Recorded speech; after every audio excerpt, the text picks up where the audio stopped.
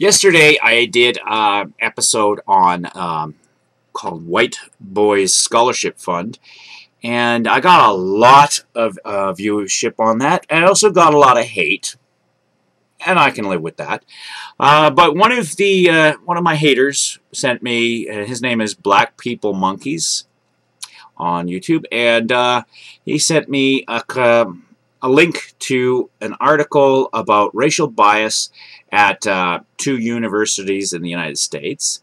And it was a study done by a group called the Center for Equal Opportunity. And they basically state that color of skin should have no effect whatsoever on getting into university. It should be just on merits. And so it was a very short article, so I thought I'd do a little bit more research on it.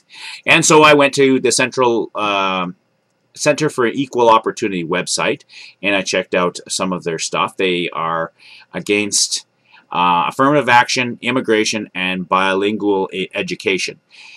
And the first thing I found very interesting about the Center for Equal Opportunity is I had to go through 11 pages on Google to find anything that wasn't specifically written by the center. Usually, that's not, you can usually find on the first page something about the group that isn't written by the group. Even the Wikipedia information is written by the Center for Equal Opportunity. So there is a major campaign here by this group to give themselves credit. Every single article until the 11th page was a positive information. They talked about themselves as against racism. And the problem is, you go into a little more detail, is they seem to be only upset when white people aren't hired for a job, white people don't get the position in school. They don't seem to be upset if a black person gets the job. A black person, and you know what? Affirmative action can be used wrong. I understand that. Immigration has its problems. I don't have any problems with bilingual education at all. But basically, there is truth in there to a certain degree, in some instances. Okay? But this group, who is funded by, people who basically are worried that white people are being discriminated against. That's the premise of the group. I went and I looked through their entire article, and it is quite big. Not the article, but the actual study. I went through it, and I was almost to the very end before I found any information on how many white people actually went to these universities. It gave details and details and details on how black students weren't as smart as white students, how Hispanics were almost as smart as white students, but not quite, and Asians, while they were just smarter, but they were never refused. The black people were almost never refused. The Hispanics were almost never refused. But lots of white people were refused to go to these universities. And then finally, they gave me the information on what was the demographic of the actual university. How many people going there were white, black, Hispanic, Asian. Over 90% of the people going to these universities are white.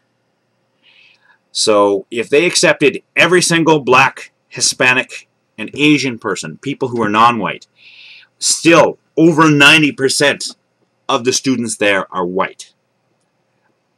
Now, you can go into the merits of blah blah blah. Should the other people have deserved it? Yeah, okay, I can believe, but I can't believe that you're complaining about less than 10%.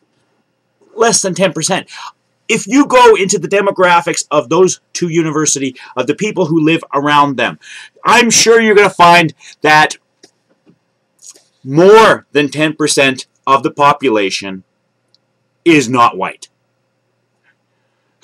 So you're complaining that less than 10% of the population, those blacks, those Hispanics, those Asians, got my position when there's less than 10%.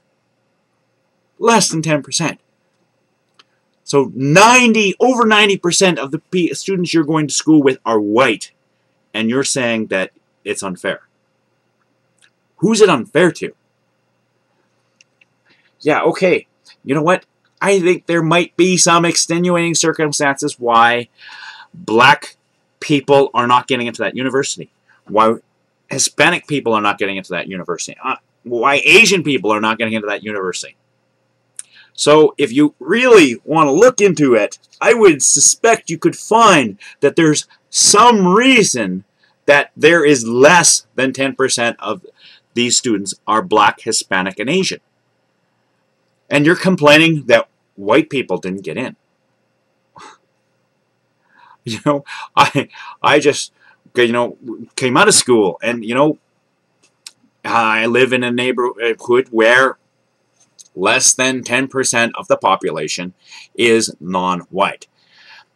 It's growing. The non-white population is growing. And the university that I went to has mostly white people. But there's lots of people who were in there who were black, Asian, Hispanic, all kinds of other races. And you know what? They did just as well in school as we did. And nobody was screaming that they were picked on or, you know, because they were white. So don't give me this crap.